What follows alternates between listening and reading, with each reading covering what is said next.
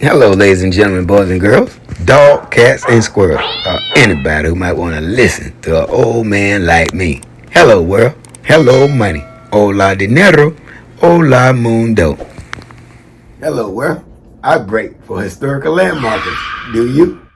I break for landmarkers. Of course, I break for landmarkers. Historical landmarkers at that. Stop playing.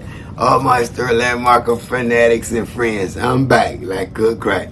Wow, man, we got another interesting day today. I hope you guys got your tickets and get ready to get on this bus because your host, Gerald Costello, is going to be driving you guys. All right, that's right. I went and got my CDL so I can drive my family all around to all our landmarkers. Stop playing so nobody can get in the way. Stop playing. All right, guys. Man, Laurence Dunbar. Man, what history on this young man. When I was growing up, I was an avid reader. Love reading books, man. Man, do I love reading books.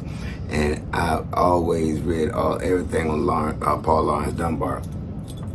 And man, to see me being able to get a chance to bring this young man back to life, it's weird how life works, ain't it? And to bring him back alive. But just think, though, now he wasn't born here in Lexington, Kentucky. Paul Laurence Dunbar was born in Dayton, Ohio. Man, he was up there with Orville Wright and his brother. And man, what a lot of history that gonna be. So we're gonna do a part one and a part two, because part two, we always got to go to these home sites. You already know that. But today, what we're going to be doing, we're going to go over to a site over here in Lexington, a real African neighborhood where everything was started. It was the only school at the time. And we're going to learn it and read this together. And then what we want to do afterwards is go over to the landmark and reflect and have some dialogue on this marker, man, that they put up. And it's a powerful marker. And I'm just glad that we get a chance to bring in the spotlight and put it all back up into big, bright, beautiful lights, baby. And bring it up on the red carpet. Stop playing. So let's get to it, guys. All right, cause we got to get ready to travel. I know you guys got your gloves. You better have everything. I get to that, but let's get to it. Okay. This is about Paul Laurence Dunbar, 1922 to 1967. Okay, and this is what happened here in Kentucky at the time. During the era of segregated education in Kentucky, Paul Laurence Dunbar High School became one of the leading academic institutions for black students in the state.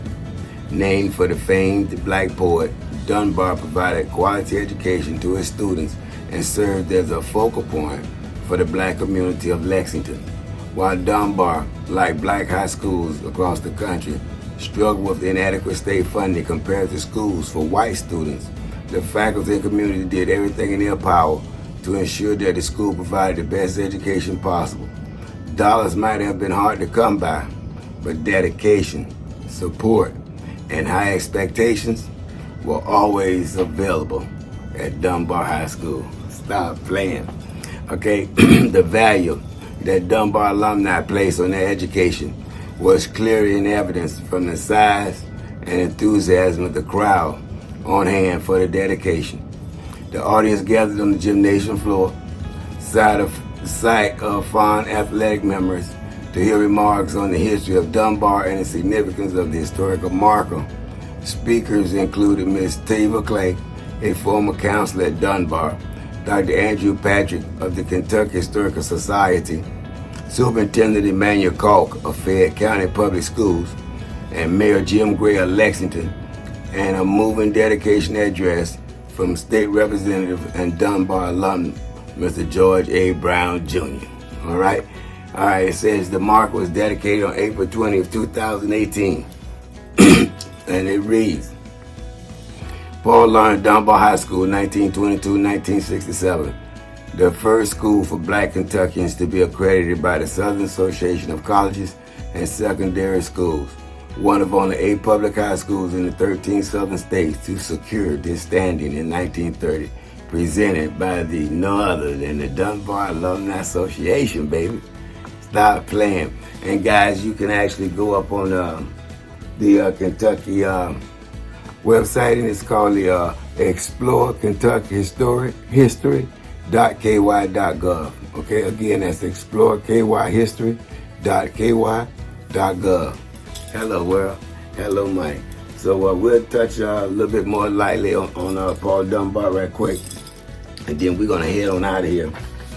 Get on this bus. Hope you got your tickets. Make sure you got your coats, your gloves, your thermos of coffee. I got everything already ready to go at. And I even got me something to drink this time too. I won't be having a soda. I like to have a coffee because I'm driving. I like to stay up and stay awake. All right, and I'm gonna be your host. Stop playing. All right, so let's get this real quick, man. And we're gonna do part 2. We're gonna go over it again with this young man, Mr. Dunbar, because we're gonna be taking a trip to Dayton, Ohio, man, to his home site. Boy, that's gonna be a beauty to behold. And we might throw in there with the Wright brothers. You know, the one who created the airplane. Well, you know, this gentleman, Orville Wright, went to school with Paul Dunbar. I mean, the whole neighborhood had a whole bunch of geniuses in it. But we're going to be talking about that too. Like, Dunbar was born on June 27, 1872 in Dayton, Ohio. He was the son of former slave Joshua and Matilda Dunbar. Despite facing racial discrimination, Dunbar excelled academically in high school and became the only African American in his graduating class.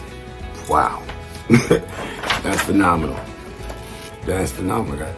Then he goes his literary ambition. Dunbar started writing poetry at a young age and published his first poem, Our Martyred Soldiers, at the age of 16, while working as an elevator operator. Wow. He self-published his first collection of poetry, Oak and Ivy, in 1892. Man, it's just going. Then let's look at the national recognition. Dunbar gained national recognition with his second collection of poetry, Majors and Minors, in 1895, which received critical acclaim. His poems often explored themes of love, racial identity, and the struggle of African Americans in the post-Civil War era. And then we say last but not least, got Booker T. Washington's support. Dunbar developed a friendship with Booker T. Washington, the prominent African American educator and leader. Washington helped promote Dunbar's work and introduced him to influential figures in the literary and political spheres. I mean, man, this guy just go on and on, but we're going to do part 2, where we're going to focus all our time on Mr. Dunbar. But right now, guys, we're going to close. Get ready to go take this trip over to Lexington neighborhood. Wow, man, and sit there and reflect and have a moment with the Laurence Dunbar High School. You can see it right here in Lexington, Kentucky. All right, so guys, see you over there. Those that's not getting on the bus, then you driving, get there safe. But those getting on the bus with me, get on the bus. Let's make it happen, baby. We're going to ride over into the Lexington neighborhood and read up on some great history. All right, I'll see you guys there. And always remember this here. To the world, you might be one person, but to that one person, you just might be the world. And I won't see each and every one of you at the top. I'm going to see each and every one of you at the top. And I'm going to see you guys over at the next location and the next marker. Until then, I'll see you next time. Hey guys, we're here at Paul Laurence Dunbar High School. This is where we're standing right over in Lexington, Kentucky, man. What a wonderful treat. Paul Laurence Dunbar High School, 1922 to 1967.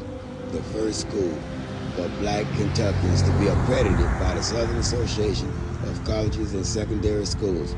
One of only 8 public high schools in the 13 southern states to secure this standing in 1930.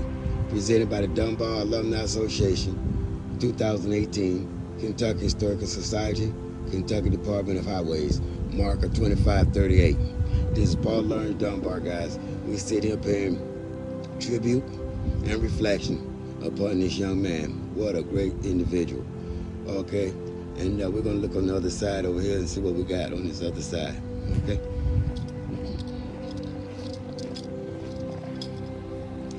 Okay, guys, here we go. Paul Laurence Dunbar High School, 1922 to 1967. The first school for black Kentuckians to be accredited by the Southern Association of Colleges and Secondary Schools. One of only 8 public high schools in the 13 southern states to secure this standing in 1930. Presented by the Dunbar Alumni Association, 2018, Kentucky Historical Society, Kentucky Department of Highways, marker 2538.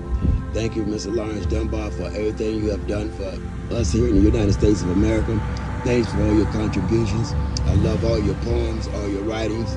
Thanks for everything you have contributed, because I am a journalist and I love writing and I love reading, thanks to you. And I tell you, man, you are coming back to life and we'll never ever forget you.